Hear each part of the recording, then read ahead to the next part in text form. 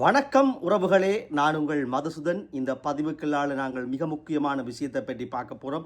அதாவது 7 டிசம்பர் 2025 பலாலி சர்வதேச விமான நிலையத்தில் ஒரு மிகப்பெரிய இராணுவத்தினுடைய உலக வல்லரசு இராணுவத்தினுடைய ஏர்ஃபோர்ஸினுடைய விமானம், ஒரு பிரம்மாண்டமான விமானம் தரை இறங்கி இருக்கின்றது.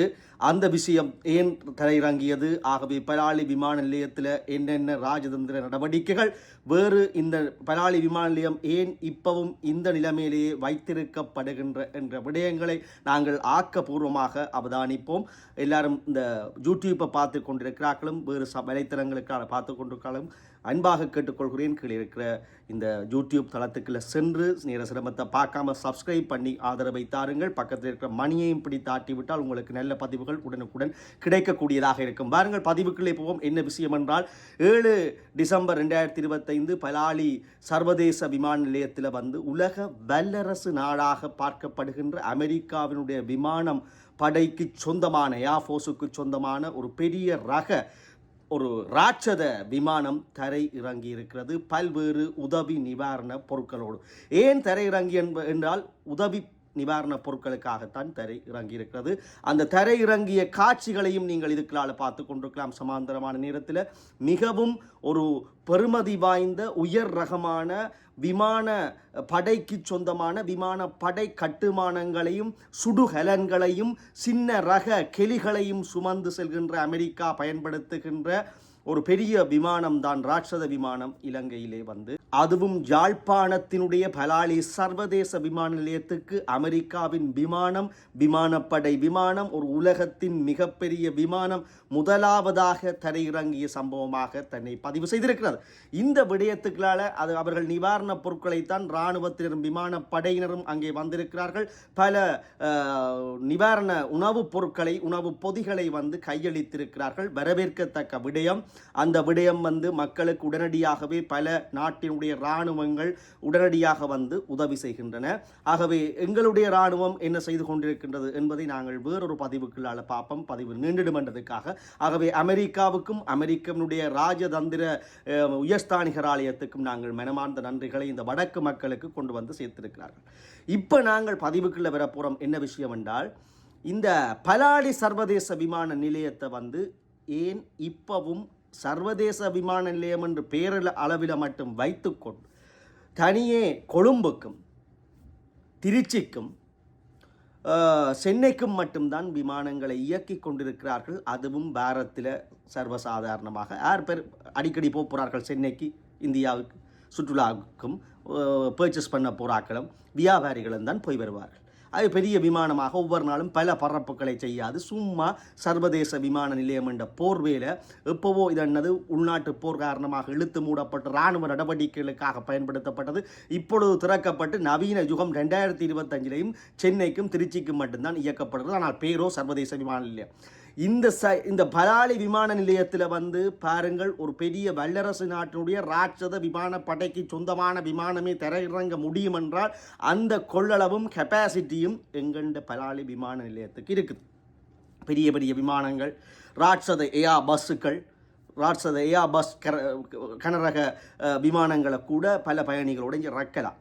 ஆகவே இந்த விமான நிலையத்தை ஐரோப்பிய நாடுகள், மத்திய கிழக்கு நாடுகளுக்கு, பல்வேறு சர்வதேச நாடுகள், அமெரிக்கா, கனடா, நியூசிலாந்து, ஆஸ்திரேலியா நாடுகளுக்கும் லண்டன் நாடுகளுக்கு திறந்து விட வேண்டும்.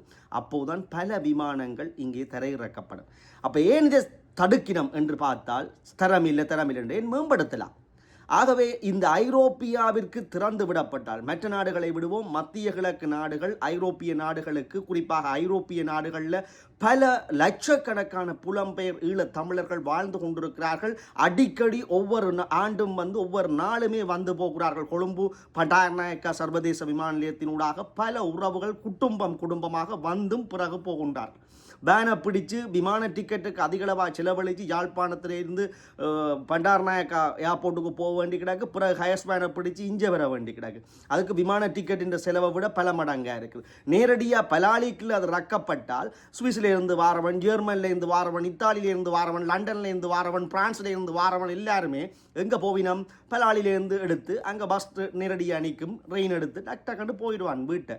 பிரியான கலைப்பும் இல்லை, உடனே போய் குளிச்சு போட்டு உடனே போய் எல்லா வேலையும் பார்ப்பான், சொந்தங்களையும் சந்திக்கலாம். இவ்வளவு இலகுவானது. பல ஆயிரக்கணக்கு லட்சக்கணக்கில் பரப்புகள் நிகழலாம். வருமானம் புழங்கும் பலாலி சர்வதேச நிலையத்தினூடாக. அதை விட இங்கே இருக்கிற காய்கறிகள், யாழ்ப்பாண பண்டங்கள் நேரடியாக கொழும்புக்கு போய் அங்கே சுங்கத்திலே எல்லாம் பரிசோதனை செய்து இழுவறைப்பட்டு ஏற்றி அனுப்பாமல் நேரடியாக பலாலிக்களாலேயே யூரோப் மார்க்கெட்டை பிடிக்கலாம், வெவ்வேறு சர்வதேச மார்க்கெட்டை பிடிக்கலாம். எங்கண்ட விவசாயிகளுக்கும் நல்ல ஒரு வருவாயாக இருக்கும்.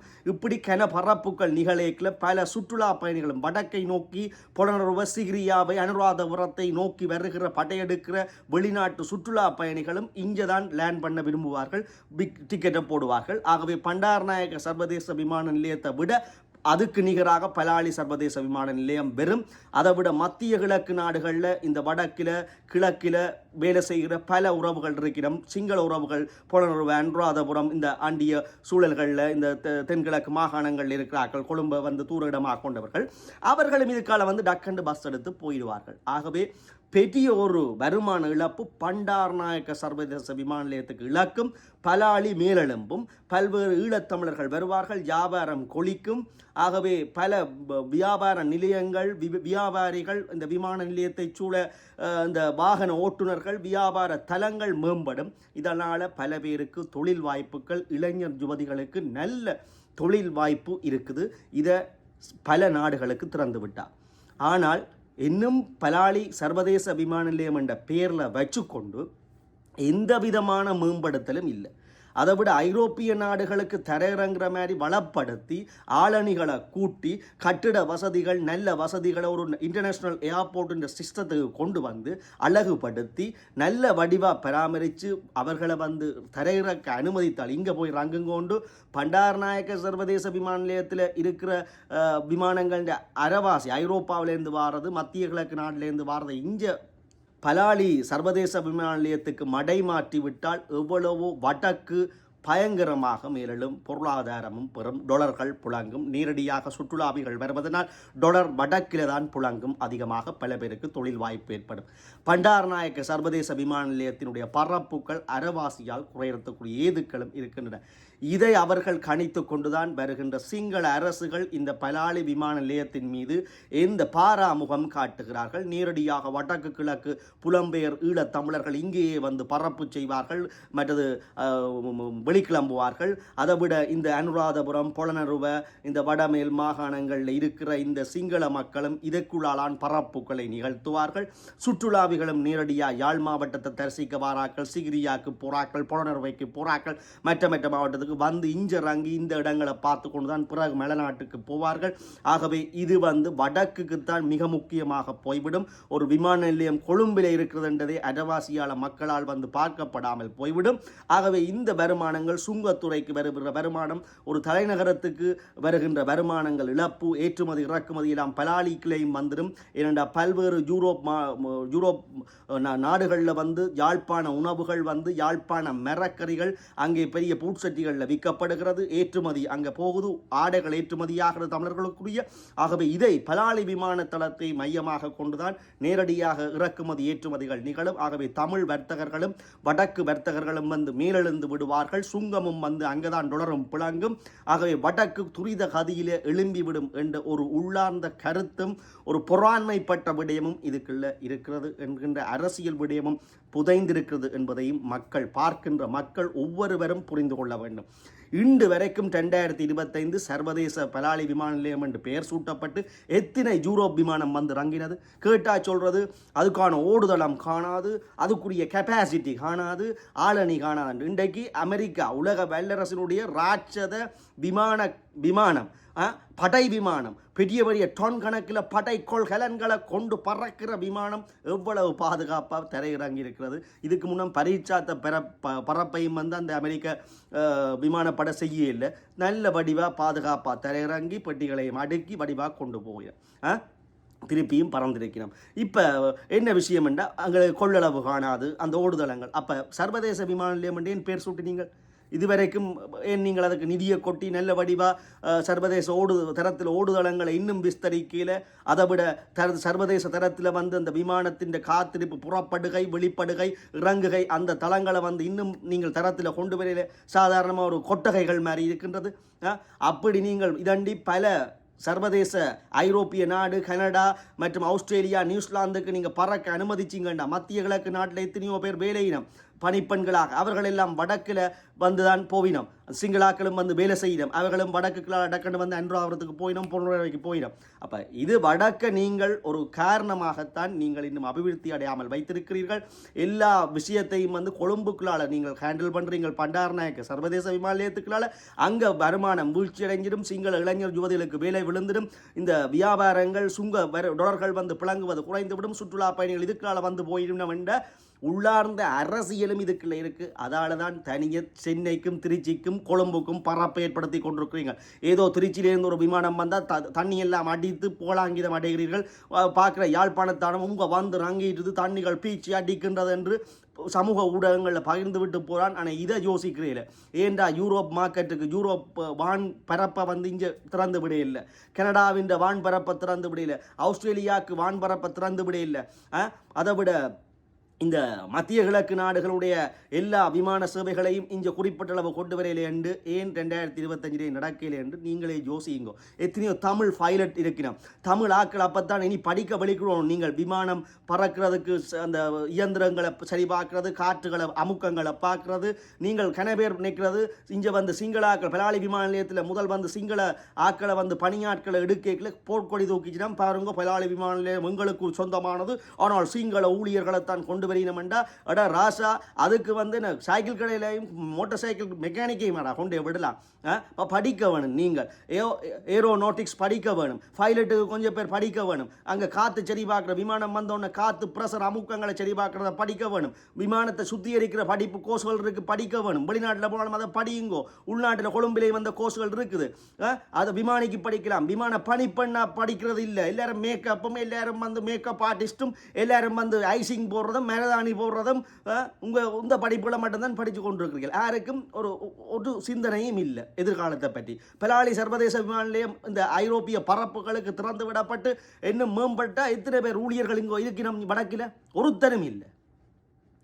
எல்லாரும் வந்து நர்சிங் படிக்கிறேன், அரைவாசி பேர் போதை கடுமையாக இருக்கிறாங்க, ஒன்றும் படிக்கிறாங்க இல்லை. அரைவாசி பேர் வெளிநாட்டுக்கு விடுறாங்க, அரைவாசி பேர் ஏதோ எண்ணத்துக்கு கொண்டு தீக்கிறாங்க வெளிநாட்டு காசில் மோட்டார் சைக்கிளை வண்டி ஓடிக்கொண்டு. அரைவாசி பெண்களை நான் எல்லாரையும் கூட சொல்லல, மேக்கப் மேக்கப் மேக்கப், தையல் தையல் தையல், மருதாணி மருதாணி மருதாணி, இதை விட வேறு என்ன நடக்குண்டா ஒன்றுமே இல்லை.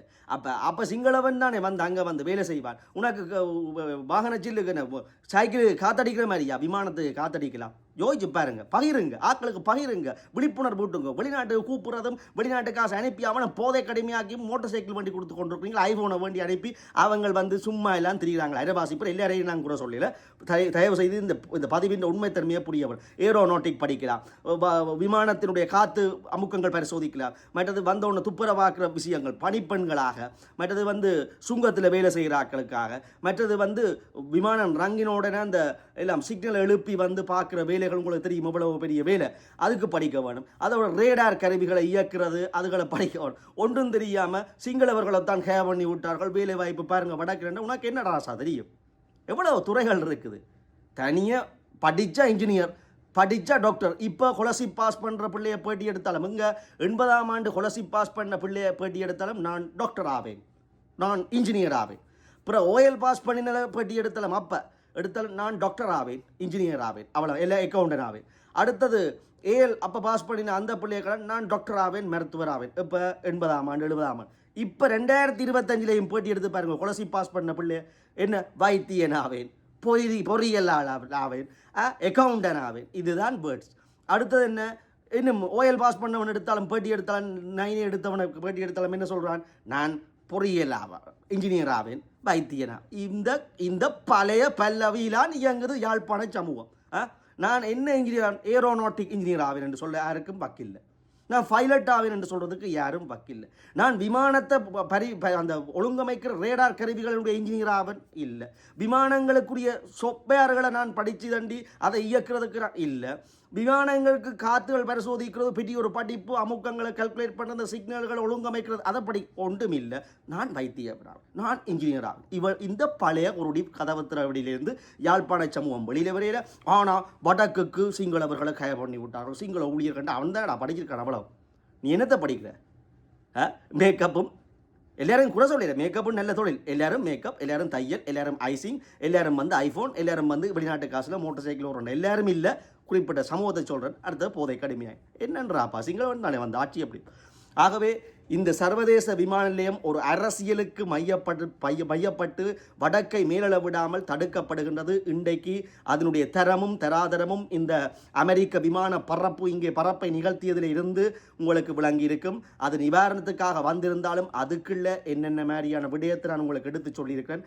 வடக்க மேலெழும்ப விடாமல் இந்த அரசு எப்படி தடுத்து கொண்டிருக்கிறது. சர்வதேச விமான நிலையம் என்று பேரளவுக்கு வச்சிருக்காம அனைத்து சர்வதேச விமானங்களுக்கும் பரப்புகளை ஏற்படுத்தும் வகையில் மடை மாற்றி அனுமதிக்க வேண்டும். அப்போத்தான் வடக்கு மேலெழும்பும் வடக்கு இளைஞர் யுவதிகளுக்கு வேலை வாய்ப்புகள் ஏற்படும்.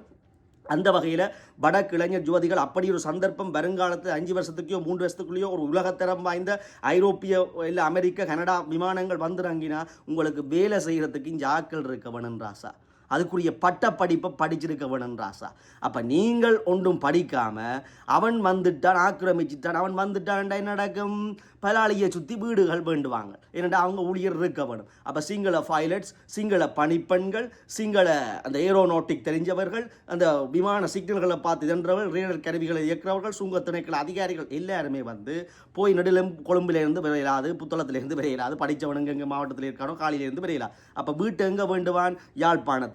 அங்கே காணி ஒதுக்கி கொடுக்கும் அரசாங்கம். அவன் பிள்ளை குட்டி எங்கே படிக்கும்? யாழ்ப்பாணத்தில். சிங்கள குடியேற்றம் ஏற்படும். அதுக்கு ஒரு குரூப் கிளம்பும். ஐயோ சிங்கள கொடியேற்றம் வந்துவிட்டது, நாங்கள் சிங்களவர்கள் இதை தடுக்க வேணும், பலாளி விமானத்தை இழுத்து பூட்டண்டும் கொடி பிடிக்க ஒன்று வரும். அதுக்கு குரூப் இருக்குது இப்பவே. அப்ப நீ படிச்சு ஏரோநாட்டிக் படிக்காத ஆற்றப்புல, பைலட்டுக்கு படிக்காத ஆற்றப்புல என்ற இனத்தின் வடக்கு யாழ்ப்பாணத்தின் புல பிறகு இல்லையென்று சர்வதேச இடத்துல விமான நிலையம் வந்தால் அப்புறம் ஆள் இல்லையென்று இதுக்குள்ள இன்டர்வியூ வச்சா ஒருத்தரும் இல்லை. எல்லாரும் மேக்கப்போடு நிற்கிறோம், எல்லாரும் ஐசிங்கோடு நிற்கிறோம். விமான பணி பண்ணக்கூடிய சர்டிஃபிகேட் இல்லைன்னா சிங்கள பெண்மணிகள் தானே வருவார், சிங்கள இளைஞர்கள் தானே வருவார்கள். அவர்கள் ஒவ்வொரு நாளும் போய் விரையிலாது. அப்போ வீடுகள் அங்கே அமைக்கப்படும், குடும்பம் குட்டிகளை பெறுவார்கள், பள்ளிக்கூடங்கள் வரும், விகாரைகள் வரும். அப்போ யார் இன அழிப்பு செய்கிறது? சிங்கள அரசா? யோசிக்குங்க. தமிழ் ஒவ்வொரு புலம்பெயர் தமிழர்களும் யாழ்ப்பாணத்தில் வடக்கு கிழக்கில் இருக்கிற தமிழர்களையும் யோசியுங்க. யார் இனப்பழிப்பை மறைமுகமாக செய்கிறது? நாங்கள் நர்சிங் படிக்க மாட்டோம். அன்று தொடக்கம் உண்டாக்கி பிறகு படித்தா டாக்டர் இன்ஜினியர், நர்சிங் படிக்க மாட்டோம். அப்போ நர்சிங்குக்கு பற்றாக்குறை. ஓயலையோட எல்லாம் படிக்கலாம். சிங்கள பெண்மணிகள் நர்சிங் படிக்கலாம், நல்ல ஏர்னிங்கு படிக்கிறோம். வடக்கு கிழக்கில் படிக்க மாட்டோம். படித்தா டாக்டர் இன்ஜினியர், அப்படி இல்லாட்டிக்கு ஐசிங்கு, கேக்கு, மேக்கப்பு, இதைத்தான் படிப்பான். என்றா பெண்கள் படிக்க போகிறதில்ல நர்சிங் துறைகளுக்கு. பெயில் விட்டாக்களும் படிக்கலாம், தங்களை மேம்படுத்தி கொண்டு ஒவ்வொரு லெவலுக்குனால. அப்போ யார் பெரிவினம்? யாழ்ப்பாண ஹாஸ்பிட்டலில் நர்சிங்கை பார்த்தீங்கன்னா எல்லாரும் எங்கள்கிட்ட சிங்கள சகோதரிகள். அப்படி வடக்கு கிழக்கு எல்லாம் நிறைஞ்சு போய் சிங்கள சகோதரிகள்லாம் நல்ல வடிவாக பார்க்கணும். என்று அவள் தான் நர்சிங் படிச்சிருக்கிறான். வவுனியாவில் கன பேர். ஆனால் கொந்தளிக்கிறது நம்மளோட அம்மா வந்து விட்டா சிங்களவர்களை கே பண்ணி விட்டார்கள் போர்க்கொடியுடனே. அடே உண்டையில் எங்கேடா படித்தவன் இருக்கா? நர்சிங்கண்டா படிக்க மாட்டோம். படித்தா இதுதான். இல்லாட்டி கொழும்பில் போய் நாங்கள் ஏதோ கண் துடைப்புக்கு மாமாண்ட காசு, அண்ணன் தம்பின்ற காசை வேண்டி கொண்டு இங்கேயே படிக்கலாம் யாழ்ப்பாணத்தில். ஆனால் ஊர் சுற்றி பார்க்குறது கொழும்பில் போய் நின்று கொழும்பில் தங்குமிட செலவு, வாழ்க்கை செலவு, படிப்பு செலவு, சும்மா ஒரு ஐடி கோர்ஸையும் சும்மா ஒரு அக்கௌண்டிங் கோர்ஸையும் படித்து சும்மா கண் துடைப்புக்கு படிக்கிறது. கொழும்பில் படிக்குது மகளண்டு இங்கே பீதி தீர்றதுக்காக. தூர நோக்கில்ல, யாழ்ப்பாணத்தை வளர்க்குறது நோக்கில்ல.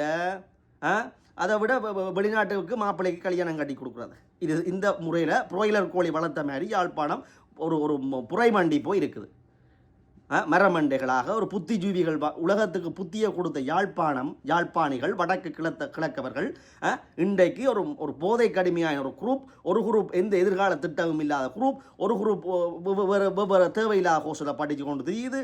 இப்படி எத்தனையோ வகையானதுகள் கிளம்பி இருக்குது. இதால் யாழ்ப்பாணத்தையும் வடக்கு கிழக்கையும் தமிழர் தாயகமாக இல்லாமல் சிங்கள குடியேற்றத்துக்கு வழிவகுக்கிறது யார்? நாங்கள். தேவையான கோர்ஸை படிக்கிற நர்சிங்கை படிக்காம விட்டு வெவ்வேறு கோர்ஸில் எல்லாம் படித்து சும்மா சீரழிகிறதால அதுகள்லாம் இங்கே கடமையாட்டுது. அப்போ அது இந்த குடும்பம் இஞ்சால் இருக்க வேணும். இஞ்சியை லவ் பண்ணுதுகள், இஞ்சியை கல்யாணம் கட்டுதல், இங்கே யாழ்ப்பாணத்தில் வீட்டை வேண்டுதுகள், கிளிநொச்சியில் வீட்டை வேண்டுதல் இருந்தால் சிங்கள குடியேற்றம். அவனுக்கு விகாரம் வேணும், அவனுக்கு பள்ளிக்கூடம் வேணும். பிறகு போர்க்கொடியை தூக்கி என்னடாப்பா பெரிய யோசனை சிந்தியுங்கோ. இன அழிப்புக்கு இப்போ நவீன இன அழிப்புக்கு செய்கிறது மறைமுகமாக இனத்தை அழித்து கொண்டிருக்கிறது. இன பெரம்பலை சரியில்லாமல் சிங்கள குடியேற்றத்துக்கு வழிவகுக்கிறது யார்? நாங்கள் யாழ்ப்பாணத்து வடக்கு கிழக்கு தமிழர்கள். எந்த எதிர்கால திட்டமும் இல்லை, எந்த தலைமுறைக்கான திட்டமும் இல்லை, எந்த கல்விக் கொள்கையும் இல்லை. கும்பல கோவிந்தாண்டு இது ஒரு யாழ்ப்பாண குரூப், வடக்கு கிழக்கு குரூப். அப்போ சிங்கள குடியேற்றம் தானாக வருந்தானே பாருங்கள். எத்தனை நர்சஸ் உங்களோட ஆஸ்பத்திரிக்கு போனால் தெரியும். அதிலெல்லாம் இஞ்சியே கல்யாணம் கட்டி இருந்ததுலண்டா எல்லா வருமானம் மக்களை தமிழை பழகிட்டா இங்கே கலப்புக்கள் ஏற்படும், கலப்பு திருமணங்கள் ஏற்படும், பள்ளிக்கூடம் வெறும் விகார வெறும் எல்லாம் வெறும் தடுக்க இல்லாதப்படி இலங்கை நீ ஒருமித்த நாடு தான் ஒரு பிடிச்சி தர தமிழன் தர போகிறேன். நீ எந்த நாடும் தராது. அதுக்கு போராடி எவ்வளோ வல்லமையோட போராடி நிழலரச நிறுவின அந்தாளாலேயே முடியாது. உங்களுக்கு தமிழத்தை நீ பிச்சு தர மாட்டான், கொடி தூக்காதே. அப்போ இலங்கைக்கு வாழணும் தடுக்கலாது. அவன் வந்து பள்ளிக்கூடம் கட்டி குடும்பம் குட்டியாக இருந்தால் நீங்கள் ஒன்றும் போர்க்கொடி தூக்கி ஓடண்டு கலைக்கலாது. இப்போ இந்த குடும்பலேருந்து அடித்து கலைப்பா. நீங்கள்லாம் புரிந்து நடக்கணும், எதை படிக்கணும், இந்த தலைமுறை எப்படி வரணும், யாழ்ப்பாணத்தை எப்படி கட்டியமைக்கணும், வடக்கு கிழக்கு எப்படி தமிழர் தாயமாக நாங்கள் நிரப்பணும் என்று நீங்கள் சிந்திக்கணும். இப்போ அதை விட்டுட்டு அவன் வந்துட்டான். இப்போ பாருங்க, ஏன் கொழும்பு கொண்டு போகாமல் பிஸ்கெட்டுகள் பொதிய பண்டார் நாயக்காவுக்கு ரக்காமல் மலையந்தானே பாதிக்கப்பட்டது கொழும்பு, ஏன் இங்கே கொண்டு வாரீங்கள்னு ஒரு குரூப் கிளம்பி இருக்கு. ஆனால் ராசா சும்மா ஃபோன் கிடக்கின்றதுக்காக வந்து செய்திகளை போட்டு சும்மா எழுதி மக்களை குழப்பாதேங்கிறாப்பா. அவன் இங்கே வந்தது நாங்கள் தனியாக யாழ்ப்பாணத்துக்கு மட்டும் பிஸ்கெட்டும் நூடுல்ஸும் கொண்டு வரே இல்லை. அனுராதபுரம் இருக்குது, புத்தளம் இருக்குது, சில புலனர்வு இருக்குது. இந்த சிங்கள ஏரியாக்கள் பவுனியாக்கெல்லாம் கொடுக்கணுமெண்டா இதுக்கெல்லாம் உணர்ந்து டக்குன்னு அனுப்பலாம். அதுக்குள்ள அமெரிக்காவோட ராஜதந்திர நடவடிக்கை இந்த வடக்க மையப்படுத்தி இருக்கு, அதை விடுவான். இப்போ ஏன் யாழ்ப்பாணத்துக்கு அவன் கொண்டு வந்தவன் யாழ்ப்பாணத்திலையும் பாதிக்கப்பட்டவன் இருக்கான். உண்ட வீட்டை வெள்ளம் பெறையிலேன்றதுக்காக அடுத்தவன் அடுப்படிக்க வெள்ளம் பூந்தது உனக்கு தெரியாமல் இருக்கலாம். ஏனென்றா நீ சமூக வலைத்தளத்தில் மூழ்கி இருக்கிற. உனக்கு உண்ட வீட்டுக்கு வெள்ளம் பெறையில நீ சோபா செட்டிக்கு ஹாலை நீட்டி கொண்டு ஒரு வைஃபையிலோ பதிவை போட்டுக்கொண்டு பிள்ளைகளை வந்து நீங்கள் வந்து சமூகத்தை பிள்ளையாக வழி நடத்தாங்க. வெள்ளம் போனோம். அப்போ யாழ்ப்பாண மக்களுக்கு அது போகட்டும். அதை விட இந்த புலனர்வை அனுராதபுரம் பவுனியா கிளிநொச்சி மன்னர் முல்லைத்தீவுகளுக்கெல்லாம் கொடுக்க வேணும். கண்டு வந்தால் நல்லம் தானே. அதை விட ஒரு பெரிய செய்தி சொல்லப்பட்டிருக்கிறது. எங்கள்கிட்ட பலாலி விமானத்தளம் எந்த சர்வதேச விமானத்தையும் நாங்கள் தாங்குகிற கெப்பாசிட்டி இருக்குது. வந்து ரங்கலாம், பரப்பை ஏற்படுத்தலாம், புறப்படலாம். அதை இன்னும் அபிவிருத்தி செய் ஒன்றும் கதைக்காது. எங்கள் அரசியல்வாதி கதைக்க மாட்டாங்க. இப்போவும் எங்கள் அரசியல்வாதிகள் வந்து சிங்கள பேரினவாதிகள் எப்படி கத்துறது போல் இங்கே பேரினவாதம் தனியே தமிழர் அரசியல் மாவீரர்களுக்கு வணக்கம் செலுத்துறதும் மேதினத்துக்கு கொண்டாடுறதும் கொடுத்துத்தான் வேணும், வணங்கத்தான் வேணும். ஆனால் அதுக்கு மட்டும் மட்டுப்படுத்தப்பட்ட செத்த வீட்டு அரசியலை மட்டும் செய்து கொண்டிருக்கோம். செத்தவனுக்கு அஞ்சலி செலுத்துறதும் அவங்க விட்டுட்டு இவ்வளோ பெரிய தியாகங்களை செய்து போட்டு எங்களுக்கு அப்போவாடி போட்டு போனால் அதுலேருந்து தொடக்க புள்ளியாக வேறொரு நடவடிக்கை எடுக்க வேணும் நாங்கள். ஆனால் சொல்லி சொல்லி சொல்லி சொல்லி சொல்லி சொல்லி சொல்லி சொல்லி அதுக்குள்ளேயே அரசியலை கொண்டு போகிறது. குண்டு சட்டியில் குதிரை ஓட்டணும். நல்ல வார திட்டங்கள் இதையும் தடுக்கிறது தான் தமிழனுக்கு முன்னேற்றம். நன்னீர் திட்டம் வந்தது தடுத்தாங்க, மன்னரில் காற்றால் வந்தது தடுத்தாங்க, கடலட்ட பண்ண வந்தால் தடுப்பாங்க. இப்போ சர்வதேச விமான நிலையத்துக்கு யூஎஸ் விமானம் வந்ததுக்கு போர்க்கொடி தூக்குறாங்க. எந்த அறிவும் இல்லாத ஒரு மாட்டு கூட்டம் சமூக ஊடகங்களில் சுற்றுது. அவங்களாம் ஏதோ ஏரோனோட்டிக் படித்த மாதிரியும் அவங்களாம் பைலட்டுக்கு படித்த மாதிரியும் ஏதோ பெரிய குரூப் ஒன்று கிளம்பியிருக்கு. ஒன்றும் இல்லை, ஒரு அரப்பும் தெரியாது, பதிவு போடுவாங்களேன்னு வந்தது. இங்கே வந்ததால் பெரிய ஒரு விளையாட்டு நடக்க போதும். இதை அரசியல்வாதி டக்குன்னு புரிஞ்சுக்கொண்டு பார்லிமெண்ட்டில் கூவ வேணும். என்னண்டு எங்கண்ட பலாலி விமானத்தை என்னத்துக்கு நீங்கள் ஐரோப்பிய வானிலைக்கு திறக்கல, கனடா வான் பரப்புகளுக்கு மத்திய கிழக்கு நாடுகளுக்கு எல்லாம் திறந்து விளையாட்டு யார் தூக்குறான்? அங்கே போனால் புட்டுக்கு சம்பளம் வைக்கிறதா குழல் புட்டு வைக்கிறதான்ற கதையும், சமூக ஊடகங்கள் என்ன பற்றி இப்படி சொல்லி போட்டான் பபாக்கள் அடிபடுற மாதிரியான கதையும், அவன் இவனை வச்சிருக்கிறான் கதைகளும் தமிழர் அரசியல் நாரி போயிருக்கிறாசா. கடவுளால் வந்தால் கூட காப்பாற்றாத ஒரு பழைய ஒரு அரசியல் சாக்கடை தான் இப்போ வடக்கு மையம் கொண்டிருக்கு. அரசியல்வாதிகளுக்கு சமூக வார நிலத்திட்டங்களை தடுக்கிறாங்க. வேலன பிரதேசத்தில் வந்து ஒரு மத்திய சர்வதேச கிரிக்கெட் மைதானம் வர இருந்தது. அது கடந்த மழைக்குள்ளே மழை தண்ணி தங்கிட்டு அதுக்கு ஒரு குரூப் போய் நின்று கொண்டு பாருங்க சர்வதேச விளையாட்டரங்கு கிரிக்கெட் போல் போட்டு விளையாட அதை பல பேர் வீடியோ எடுத்து ஏதோ இவங்களுக்கு எல்லாம் கிடக்க மழை சர்வதேச கிரிக்கெட் மைதானத்தை பற்றிய டெக்னாலஜி இன்ஜினியரிங் படித்த மாதிரி பதிவு பாருங்கள். தேவையில்லாத திட்டங்களை தான் அரசு தெரியுதுண்டு இவங்களே பகிர விட்டு அரசு வந்து திட்டத்தை நிப்பாட்டுறதுக்கான வேலை தான் இது. எடா நாதாரிகளே, முண்டங்களே, ஒரு சர்வதேச கிரிக்கெட் மைதானம் பெறுதுண்டா என்ன உங்கள்கிட்ட ஊருக்குள்ளே இருக்க கிரிக்கெட் மைதானமாக வரப்போகுது. அதுக்கேற்ற மாதிரி அமைச்சு தண்ணி உடனே தேங்கினாலும் கால்வாய்களை சுற்றவர் அமைச்சு மழை நீர்கள் தாங்க தொட்டிகளை கீழே எல்லாம் தாக்கி தான் வடிவ அமைப்பாங்க. கால்வாய்கள் டம் பண்ணுற சிஸ்டங்களை செய்து தான் வச்சுருப்பாங்க. அப்போ வெளியில் போகாதுதானே அங்கே வெள்ளம் இருந்து அவன் உள்ளுக்கு அண்டர் கிரவுண்டுக்கு சேமித்து அவன் சுத்திகரிப்பான். உனக்கு என்ன இதப்பன்? உனக்கு என்ன தெரியும் அதை பற்றி? கனவேற்ற பதிவு பார்த்துறான்.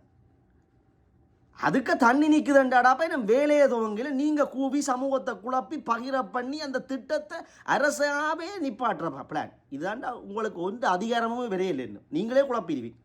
வடமாகாண சபையை குழப்பின மாதிரி கேடுகட்ட அரசியல்வாதியும் அரசியல் விழிப்புணர்வு இல்லாத ஒரு விசர் சமூகமும் இருக்குது.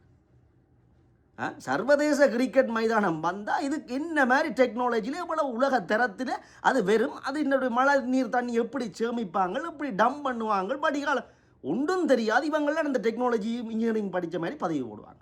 தயவு செய்தடாப்பா தெரியாட்டிக்கு இவங்க பேசாமல் தெரிஞ்சவனை அதை பார்த்து கொள்ளுவான். எங்கள் அரசியல்வாதிகளும் அதை முன்னெடுக்கிறீங்க. சமூக சிந்தனையோட இருங்க, குழப்பி விடாதீங்க. வார நல்ல திட்டங்களை குழப்பாதீங்க. மன்னாரில் காற்றாலை வந்தால் குழம்புறான். உலகமே காற்றாலையில் இயங்குடாப்பா.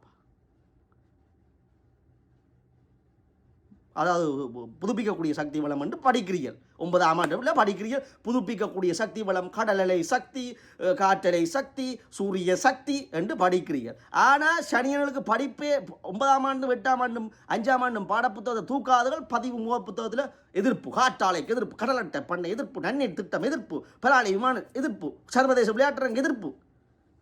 எங்கே போறியா? கடைசியாக நான் இந்த வீதத்தில் போச்சுதண்டா முட்டாள் சமூகமாகவும் எங்கள் அரசியல்வாதிகளும் இப்படி ஒரு தேவையில்லாத அரசியல்வாதிகளாக இருக்கிறபடியா என்னத்துக்கு குரல் கொடுக்கணும்ன்றது. அங்கே வரவு செலவு திட்ட வாக்கெடுப்பு நடக்கும், விவாதம் நடக்கும். வடக்குக்கு என்ன தேவை என்று கதைக்க மாட்டாங்க, இதுக்கு என்ன ஒதுக்கினி என்று கதைக்க மாட்டாங்க. இடையே எழும்பி மேதவுக்கு பிறந்தநாள் வாழ்த்து தெரிவிப்பாங்க. அந்த அளவுக்கு தெரிவிங்கடாப்பா. இங்கே தெரிவித்து அதையும் செய்யுங்க, அஞ்சலியையும் செய்யுங்க. எந்த விஷயத்தில் எதை கதைக்கணுமன்றதையும் பழகுங்கடாப்பா அரசியல்வாதி. இந்த வேகத்தில் போச்சண்டா இப்போ சிங்களவன் இனத்தை அழிக்க இல்லை. அதை வடிவாக நீங்கள் புரிஞ்சுக்கொள்ளணும். இந்த பதிவுக்குள்ளால் இன அழிப்பு செய்கிறது அவங்க செய்து முடிஞ்சது. அதுக்குரிய படுகொலைக்கான நீதியை நாங்கள் வேண்டி நிற்கிற இனமாக அதை நாங்கள் புறந்தள்ளல. தியாகங்கள் எங்களுக்காக ஏற்பட்ட தியாகங்களையும் அஞ்சலிக்கிறத நான் சொல்ல இல்லை. இந்த வீதத்தில் போச்சுதண்டா எங்களோட தமிழாக்கள் எந்த சிந்தனையும் இல்லாமல் வடக்கு கிழக்கு இந்த யாழ்ப்பாணத்தவர்கள் உட்பட அனைவரும் இப்படியே தான் தோண்டித்தனமாக இயங்கினா இன்னும் 25 வருஷத்துக்கு யாழ்ப்பாணம் வடக்கு கிழக்கு மெப்பை நீங்கள் இப்படி புரட்டி பாருங்கள். யார் இன அழிப்பு செய்தண்டா நாங்கள் செய்து கொண்டிருக்கோம். இப்போ இன அழிப்பை, திட்டமிட்ட இன அழிப்பை செய்வது யாரென்று பார்த்தோம்னால் தமிழர்கள் தாங்களே தங்களை அழித்தும் இனப்பரம்பலை மாற்றி அமைக்கின்ற சமூகமாக இருக்கின்ற பொழுதில் யாழ்ப்பாணத்தில் இப்போ இனி முஸ்லீம்களும் சிங்களவர்களும் அதிகளவு ஆசனங்களை பெறுகின்ற நிலைமை வடக்கில் ஏற்படும், கிழக்கில் முதலே ஏற்பட்டது. இந்த அபாயத்தை நான் இதுக்கு கொண்டு போய் சேர்க்கிறார்கள். கொண்டு போய் சேருங்க. சமூகத்தை விழிப்புணர்வுக்காக நான் கெஞ்சி கேட்கல. நீங்கள் பிடிச்சிருந்தால் பகிர்ந்து மற்றவர்களுக்கு பரப்பி விடுங்க. வேறு பதிவுகளை பார்க்குறது கீழே இருக்கிற யூடியூப் சேனலுக்குள்ளால் போய் சிரமத்தை பார்க்காம சப்ஸ்கிரைப் பண்ணுங்கள். பக்கத்தில் இருக்கிற மணியை பிடித்து ஆட்டி விடுங்கள். அப்பொழுதுதான் உங்களுக்கு வேறு பதிவுகள் வந்து சேரும். நன்றி, வணக்கம்.